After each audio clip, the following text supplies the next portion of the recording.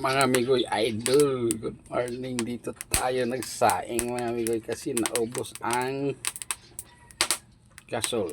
No worries because may backup tayo na ano, gas rinse, gas oxygen. Right mga amigoy, ito ang alternative na ano para makasaing tayo ng ano rice. Diba? Ganito lang kasimple mga amigoy. Hindi natin problemahin ang problema. Tawanan na natin. Diba? Ayan ang mga amigoy.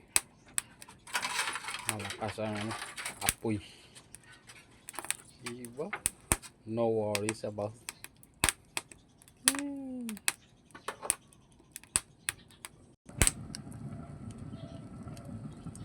kumukulo ng mga amigoy. Lapit na ito maluto mga amigoy. Sandali lang kasi malakas ang apoy.